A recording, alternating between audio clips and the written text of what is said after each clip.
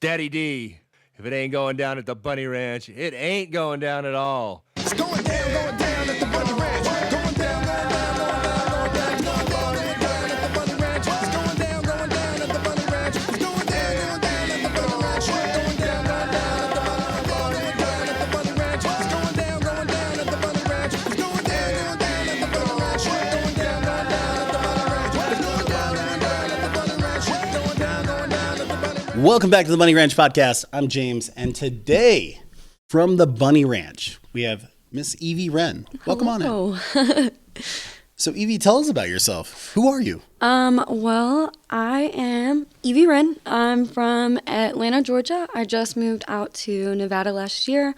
Brought my puppy out here with me. What kind of puppy? What kind of puppy? Yeah. Oh my God. So they told me he was a Dachshund Pomeranian. I bought him for like $100 off Craigslist. Turns out he's like half black lab, like 20% German Shepherd, 10% bike and fries, and like 10% chow chow. It's a super weird mix. He's such a mutt. Sounds adorable though. Mm-hmm. How long you've had him? I've had him for about 5 years now. Okay, so he's probably a decent size too. Yeah, he's become the Bunny Ranch mascot of the house. All the girls love him. During the pool parties last year, I had to tell everybody, like, please stop feeding him, because he would go around to everybody at the pool parties, especially the girls, and see what he could get from them.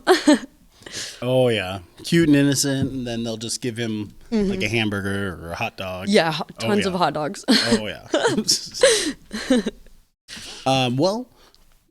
So what else? Like, what brought you to the Bunny Ranch? I would say I really wanted to work on like my people skills. I'm still kind of like nervous, especially when I have like appointments coming up or even in lineup and stuff. But I feel like this job has really helped me like build confidence in myself. Yeah. Yeah, I mean, and that's a good way, because you're constantly talking to people and learning new ways of chatting with people. Oh yeah, I love learning stuff from my clients. I had one guy teach me quantum mechanics as simple as he could one night. Okay. I feel like there's always something to take away from meeting someone, and especially like in a place like this. And so I don't know, I like learning about why they are who they are and what made them that way. Yeah, I agree. Yeah. And that's like the beauty of our industry. Like, I mean, I get to meet all of you guys, all different types of backgrounds. And it's super cool. Like, I don't get to meet all the clients. I get to meet all the ladies and learn your guys' reasoning and everything. And it's kind of cool because you all have different, like all different personalities and all different ways of doing everything. So. Yeah, it's a wide range. There's always somebody for somebody. Exactly. So obviously you're wearing something very nerdy. So tell us about it. Well, I'm a huge Marvel fan. Who's your favorite? Favorite? Yeah, which superhero? Putting her on the spot right now. I know. I'm like, honestly, I'd say Iron Man is probably my favorite. Big respect for the OG. I feel like that's what really kicked off like the Marvel universe. Yeah. And bringing comics back into like present day, so more people can get into the stories. I'll agree. Iron Man was amazing, and especially like just seeing the transition they did from the comics to the Robert Downey Jr. version of Iron Man. I'm very excited for the multi-universe in Marvel. I'm super into the multi-universe theory in general. Yeah. So I really like that there's a huge expansion going on, and we will truly get to see a lot more comics and characters and stories than we were seeing before. Yeah. Well, and there's also rumors that Iron Man might come back in part of the multiverse, the different version of him. Oh, that honestly would make sense. I mean, yeah, like, because it's going to all change everything, which is cool, because like you'd see a whole different side of Iron Man than the philanthropist playboy. It might be, I don't know, one of the billion version other ones that they had. Yeah. So, I love Spider-Man, by the way. Like, it's always been that character, like, ever since I had all the comics. It was amazing, so. I honestly loved them putting all the live action Spider-Mans in the newest, that was so funny. I loved it.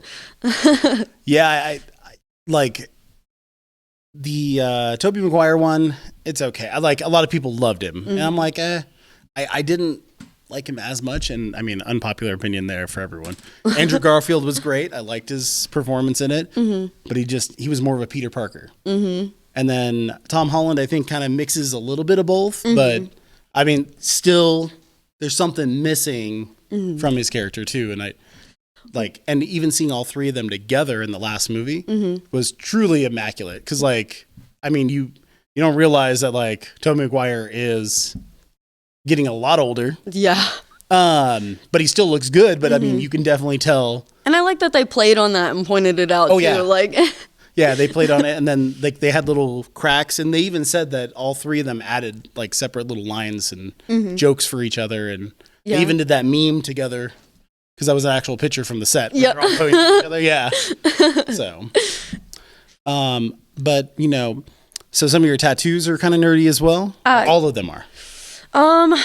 Only a few I would say are nerdy. On this arm, I got my BioShock tattoos. This Big Daddy right here was actually my first tattoo. I got it on my 18th birthday. I always swore I would. And then over here, this is actually from Studio Ghibli. It's from a movie called Spirited Away, which I grew up on. And then up here on my shoulder, I don't know if yeah, you can pull down as long as you're not pulling your whole top off. Yeah. Up here on my shoulder, I just got this finished. It's gonna come down a little bit further eventually, but it's from my favorite anime, Attack on Titan. Isn't it the final season now? Yes. Like, because I know they said it was the final season, then they went again with another season. I've been watching it for a long time, so it's the final season. They did 2 parts, and because they called it the final season, there was like rumors of a movie, which I thought final season makes sense. They'll do the last couple of chapters of the manga in the movie. They didn't. It's a part 3, and the last episode just released on like March 4th. It's an hour long. We're not gonna get the next episode until like months later. Like, it's gonna take forever, but it's fine. I definitely am going to cry. I haven't seen any of the final parts yet. I've kind of avoided pretty much all, because I loved Attack on Titan. It was great. I like to pretend it ended at the end of season 3 because your heart just breaks season 4. Yeah, that makes sense. Doesn't Spirited Away, doesn't Studio Ghibli, don't they have isn't there a park or something in Japan? Oh my God, yeah. Yeah, there's a theme park. There's like a whole like museum and everything too. I would love to go. Honestly, Japan's on my list of places to travel to. I'd say Korea, and then due to being in mythology, I'd say Greece after that. Okay. What kind of mythology though? Like what? Like, so what? Actually, let's roll it back for a sec. What makes you like mythology? Like really enjoy it, because you said you like it or love it. And then what mythology is like your favorite? Because obviously every culture has mythology. I like mythology and studying it because I like to see the interconnections between mythological creatures or even just the stories themselves, because I feel like a lot of it has some truth hidden back there in it. Yeah. So I'd say my favorite, either Greek or Norse, but I haven't really learned too much into like Japanese mythology. I know a good amount of Egyptian mythology, but I'm still studying. Okay. I don't know. I don't know what it is. Well, what's your favorite story from mythology? Because there's because even like you said, yes, there is some truth somewhere in the mythology. Nowadays, they've proven it a lot with a lot of the older stories. They've proven that, yes, there might have been a giant flood, because every single culture has that mythology, a huge flood. Then, the Minotaur from King Minos, they found out that his palace did have a giant labyrinth below it, which maybe it wasn't a Minotaur, maybe it was just a deformed person, or maybe it was a Minotaur, who knows? But you'd never, you really can't tell. Oh, dude, I think mythological creatures are so real. Yeah. For sure. My favorite story is Icarus. Okay. Flying too close to the sun. But Yeah. Why? I don't know. I like the lesson in that story. Okay. I think that's another reason why I like a lot of mythology is I think there's a lot to learn too. Yeah, I mean, I agree. And every culture has taken it from the older cultures too. Mm-hmm. So like the Babylonians, and the Egyptians had very similar mythology. I mean, the Babylonians have like reptilian gods sometimes. The Egyptians, I think, had one. I think there was one. Maybe not. There might not have been. Multiple. There was multiple Yeah. reptilian ones. Oh, not the reptilian. No, gods. Yes, there was. Tons Yeah. I want to say there was one. I know there was a serpent god-ish. But I mean, you have all these different cultures that have similar stuff, and they all fed on the older culture's mythology, changing it a little bit. Obviously, the Greeks and the Romans had very similar until Christianity came, and then it changed a lot. But even Christianity, the Bible has similar stories to older mythology. Well, especially folklore, like that's what I love about it. It's just passed down through generation after generation. Oh yeah, definitely. Because especially like Native Americans, they have like some of the most. It's kind of the most beautiful folklore because like their stories are so beautifully told. I've been around a lot of them, and they're so amazing stories of how they explain things. Compared to like just like our giant like 10,000 page books from the Greeks who explained everything in full detail, but sometimes wasn't. They were sometimes beautiful, but then sometimes they got really educational. So it's like you didn't have a middle ground. So, yeah, I trust Navajo folklore a lot, especially when it comes to mythological creatures. Like we are out here in the desert. I can't even say the name, but SW is like what they don't like them. I know what it is. Yeah, they're scary. Yeah, my best friend is Navajo. So I definitely know. I hate the night out here. I can't do it. Out here is not too bad, like because more out here is like your Washoe and your Shoshone and everything. But yeah, no, they all have that similar thing. Some people will not say the word. Yeah, so I understand. I respect it. But you know like all of them had different myths to kind of keep people in line, but also. Maybe there was reality in it. There could have been a creature that did some weird things. Because now we found out that like certain animals, like humans, might have been older than we thought. So certain animals that we thought were extinct, like dinosaurs. Well, I love that we don't know what they look like. Yeah. Well, some actually they've proven that now humans might have been around during the last part of the dinosaurs. Like when they did their full extinction, some dinosaurs lived past that time until they eventually ran out of food because the climate changed and everything because everything changed back then. So I mean, and that's where like mythology, archaeology, everything is kind of intertwining and coming up with these cool things. Because even we just found a new in Egypt, they just found the new chamber that is right above the doorway, and they're still trying to figure out how exactly it is. It's like a little thing like this, which is like an archway. But it doesn't make sense and the blocks are all.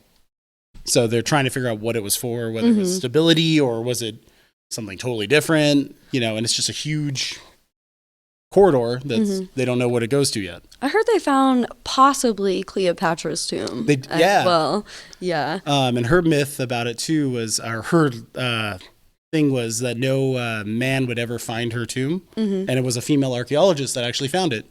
I think it was like November, I think, December, somewhere around there, someone found it. Yeah. So that's a huge find if it is actually Cleopatra. Yeah. Because that was the last actual queen of Egypt. My thing about that is that, like, at what point of time does it not become, like, grave robbing anymore and it comes for museums? Like... True. I mean, and a lot of it is preservation, too, because think about it. Well, leaving it down there because these things are thousands and thousands of years old. I mean, if we don't preserve it and trying to find ways to stop it, whether we try and fix the buildings, like I know in Mexico, they tend to renovate and try and keep the pyramids and everything correct. And now they have, they're building this giant monorail. that goes from there all the way through the like the Aztec and Mayan areas and stuff. It's kind of cool. But building that, they found even more cities. So it's like, I agree. Like where does it come? Where No, we're I like- robbing things, but I mean, as long as we're not like profiting on it, we're putting in museums. Obviously, tourism's going to happen. Yeah. But I mean, dumping it in a museum or trying to preserve something and making that temple into a museum, but then you got to worry about structure, like the stability of that building, because like buildings been there thousands of years. Oh my God. I mean, it could, all it We takes got is one big cities built earthquake. on top of cities. Exactly. Exactly. Yeah, I know they said ancient Egypt, like there's so many layers of Egypt that's under the actual current Cairo that they don't even know how far Down it goes. they'd have to keep going, and even then they're worried about like breaking into a tomb or damaging the structure, and then all of a sudden All of a it. whole section, Yeah. because it's happened before, a whole section of the city collapsed. So, well, not like a huge section, just like a little block. So, but yeah. So if they wanted to see closer on your tattoos, you have them on the message board. Yes, I do, and I will be doing a photo shoot next week, so I'll have new pictures up. I need them finally, and Yeah. a new video soon. Good. Yeah, because you did that one. God, it's a couple of years now, right? 2018. Yeah. I was like, it was before pandemic, so yeah. I was like, yeah. A lot of times we forget there was a world before that, I feel like. when Walmart was 24 hours. Oh my God. And Nevada, you can eat food at 24 hours a day. Go to Everything the casino. either closes early out here or it's open full, like 24 hours. Yeah. Like, there's no in between. Yeah, that's true. I mean, it used to be like all of our grocery stores, everything were 24 hours right before pandemic. And then afterwards, there's like nothing. So Nope. it's like 11 o'clock. And that's Walmart. Grocery stores like sometimes 11, sometimes 10. Yeah, it's pretty crazy. Yeah.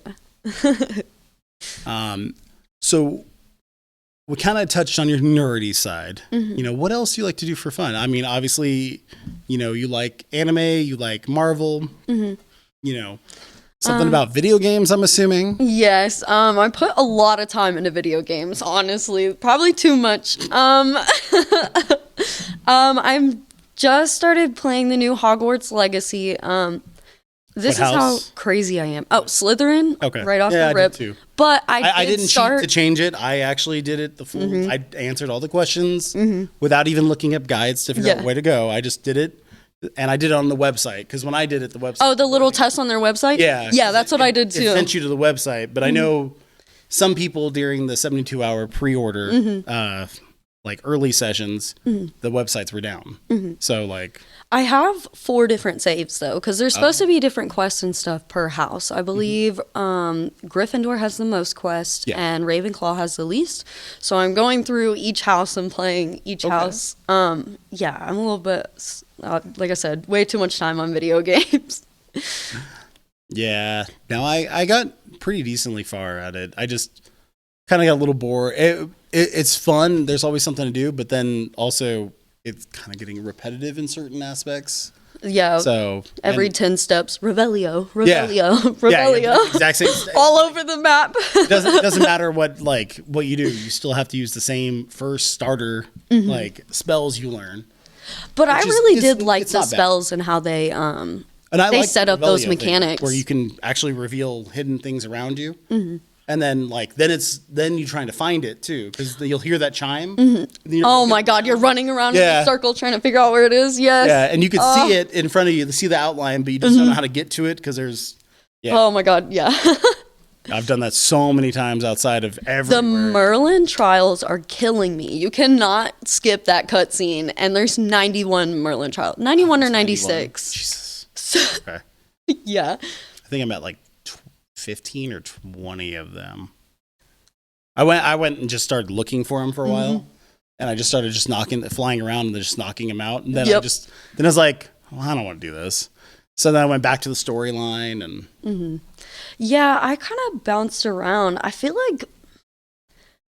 like this you advance way past the storyline. Unless Yeah. you're strictly doing storyline stuff, you're going to level up way out of it oh yeah, because it's like very easy to do. yeah, if you sit there and do the story, you're not gonna like you're not going to get everything you need to do the story by just doing the story. Yeah, I know. have You to got do side assignments. Yeah. Yeah, the side quests are the big thing, and the random side quests. Because you can get not just like special clothing or anything, but you can get like certain spells that you wouldn't actually know about unless you found that random person.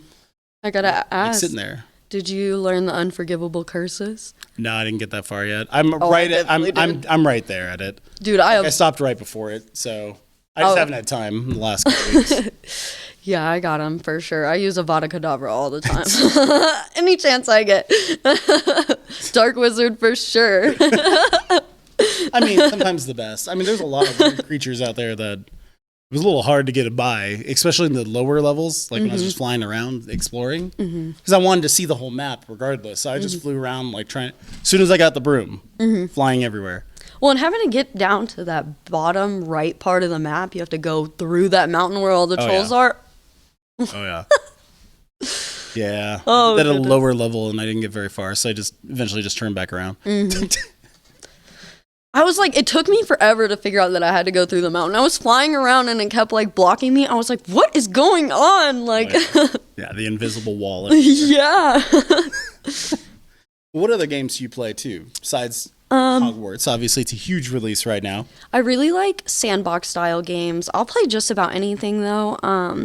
The sandbox style ones, definitely Minecraft or No Man's Sky. I have probably over 600 hours logged at both those together. I went through a Call of Duty stint, especially when Modern Warfare 2 came out. I don't do too shabby on there. I have a 6.37 KDO. I like to brag about it. not too shabby. Though. Not too shabby. Not too shabby. Okay. Hopefully I can make some videos on gaming and stuff soon. Yeah. I mean, you did No Man's Sky and Minecraft. Did you ever try like Star Citizen or? But there's some new one coming out that's supposed to be. The Microsoft one that they're doing, yeah. I forgot the name of it. Yeah, it should be out in theory this year. But Star Citizen would be a good one to look at too. They're doing their big launch today, actually. They have a new update today, which is their last, in theory, last wipe they're going to do for a while. Yeah.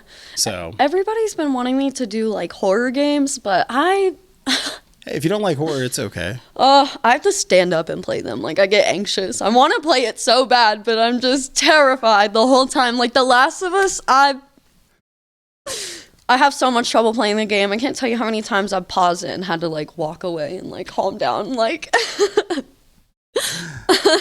yeah, I'm waiting for The Last of Us to come to PC right now. So it'll come to Steam, I think, in 2 weeks. The remastered new version of it. yeah. So the non-PlayStation version is coming to Steam. And that'll be really cool because I've never played The Last of Us. I've seen the TV show and I've seen friends play it. Unfortunately, I just don't own any Sony products, so I can't really play it. Yeah, I gotta build my PC. I have like the Xbox Series S. I got my PlayStation 5 and my Nintendo Switch. I actually started on the original PlayStation. Okay. When I started gaming. Yeah. Very young. Mortal Kombat. Gotcha. Yeah. I'm sorry. So I mean, you get everything. You have the nerdy girl, Yeah. the gamer girl, and then obviously beautiful. So, what about the sexual side of things? The sexual side, I would say, I'm not like, I'm totally open to like fetishes and stuff, but I feel like I specialize more in GFE. I for some reason attract clients that are really looking to build like their comfortability and confidence in the bedroom, or just trying to make a connection and a friend, because a lot of people work a lot, or they might be too anxious to go meet new people, because sometimes that can be a lot of pressure. But that's the part that I like about this place is we can take that pressure off. We can leave and go on an out date. Like, we can put that date in out date. Like, and you know, it's not rushed or forced. It's really genuine. And I don't know. like I said before, I like learning about people. So connection building is really, really important for me. Yeah. No, I get that. And that makes everything better, not just for the client where you're having more of an enjoyable time, but also for you, because then you can build that connection and actually have a really good time. Because if there's a connection, then obviously everything clicks together and you have like both of you can just really let go and have fun. I'm used to the half and halves, but like I like getting to know people. I don't know. I just, that feels so like thrown into it for me sometimes. But yeah, I think, and especially because those people tend to be a little more anxious or nervous, which like I said, I am as well. I don't know. Yeah. But I don't know. I like being able to sit there with someone and let them work through that before moving into the sexual stuff, because sometimes that'll prevent you from performing as well as you would want to. So I mean, if they want, like, have you done a like video game party at all? Oh, you guys play video games together? Or yeah, I just had maybe one. even dress up like the characters? So I've done a Princess Leia party. Okay. I've done a couple of cosplay parties. But in January, I had an out date overnight. We went up to an arcade bar in Reno. It was super fun. Yeah, Press Start, so much fun. And then when we got back here, I beat his butt in Mario Kart. I am undefeated. And well, happy Mario Day today too, by the way. Today is Mario Day. Yes, happy Mario Day. So that's really cool. Mm-hmm. Yeah. That was probably one of my favorite out dates. Like, I don't know. I think that's another part of the GFE that really makes it more genuine and sincere. Yeah. Because playing video games with your girlfriend is exactly. You're playing side by side or playing against each other. Mm-hmm. You know, that's what makes it more realistic and more fun. Like everyone involved. I like to add like extra fun to it, like the Mario Kart rounds. Like if I won the races, I got to choose whether pleasure or punishment. Oh, okay. And who it was on. Stuff like that. I don't know.